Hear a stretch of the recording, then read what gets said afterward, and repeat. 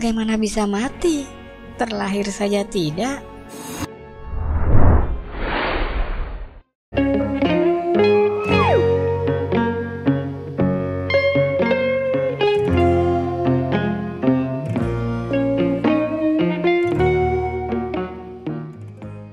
Sebelum aku menjawab pertanyaanmu itu, maka aku masih hendak mengajukan beberapa pertanyaan kepadamu.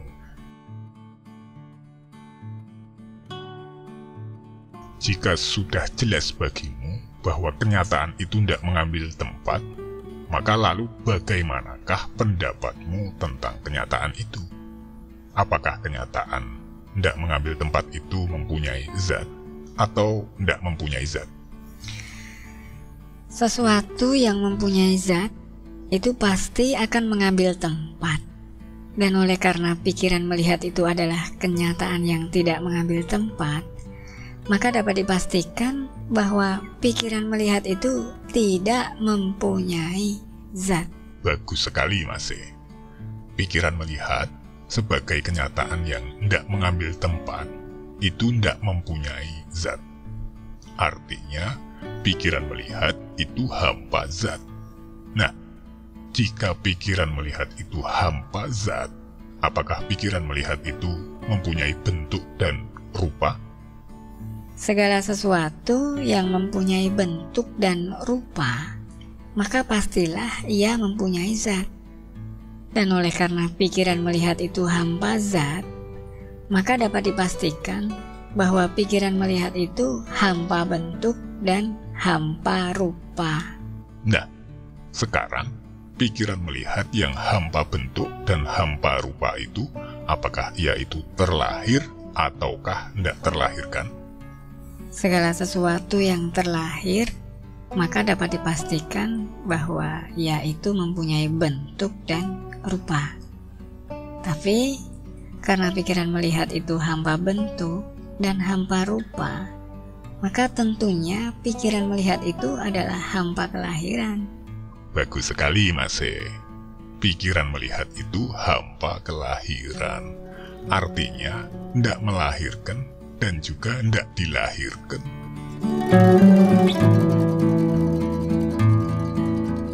Lalu, apakah pikiran melihat yang hampa kelahiran itu bisa mengalami kematian? Tentu saja tidak, Mbah. Pikiran melihat yang hampa kelahiran itu tak akan pernah mengalami kematian. Bagaimana bisa mati? Terlahir saja tidak.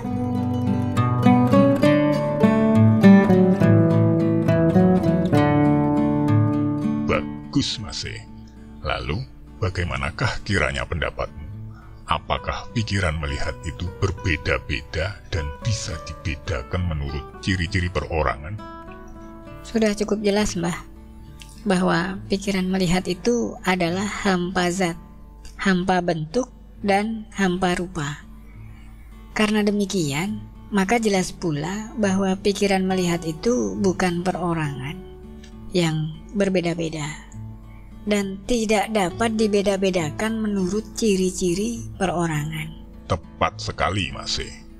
Pikiran melihat itu bukan perorangan yang berbeda-beda dan tidak bisa dibeda-bedakan menurut ciri-ciri perorangan. Singkatnya, pikiran melihat itu hampa perorangan, hampa pembedaan, hampa pencirian.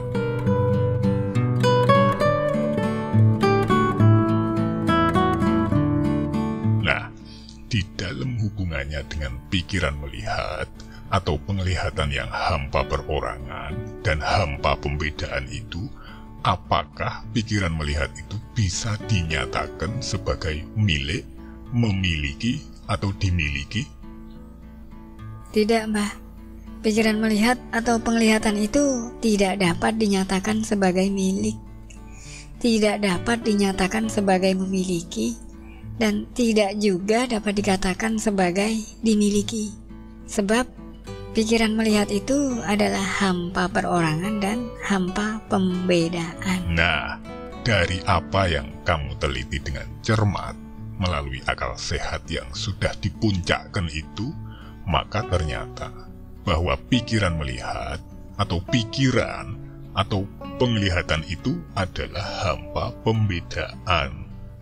Ini artinya ialah bahwa pikiran melihat itu adalah kenyataan tunggal atau kenyataan esa, yaitu kenyataan satu-satunya yang tiada kenyataan yang lain kecuali yang satu-satunya itu.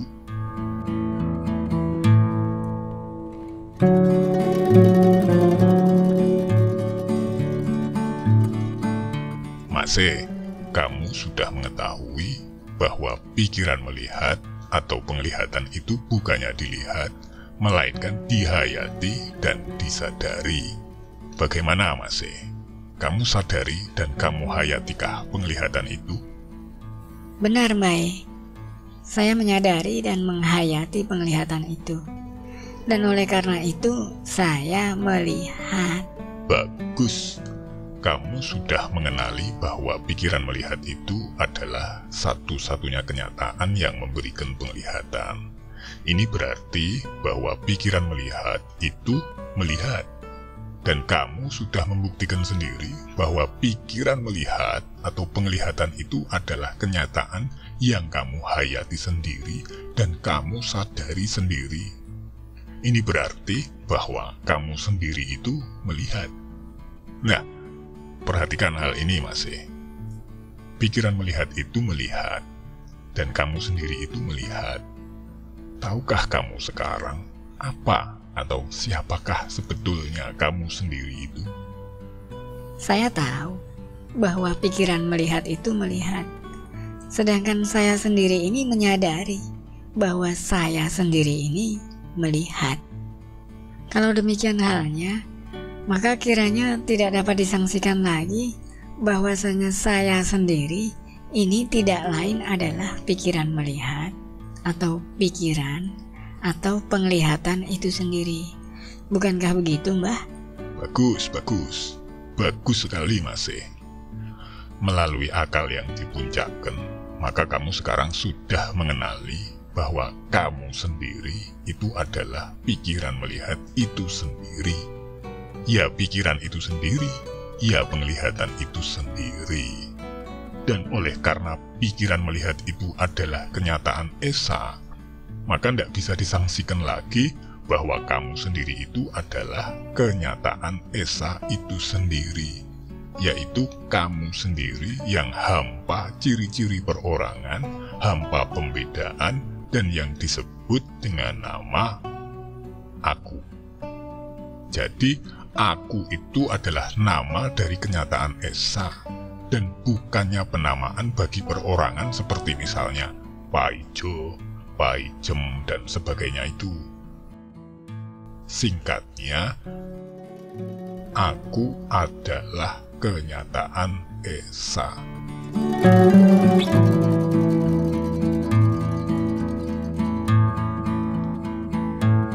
Baik, sekarang saya sudah dapat mengenali bahwa segala hal yang terlihat sebagai ada dan berwujud itu sebetulnya bukan kenyataan apa-apa, kecuali perwujudan gambar pikiran yang timbul dari pikiran dan dilihat serta ditanggapi oleh pikiran itu sendiri.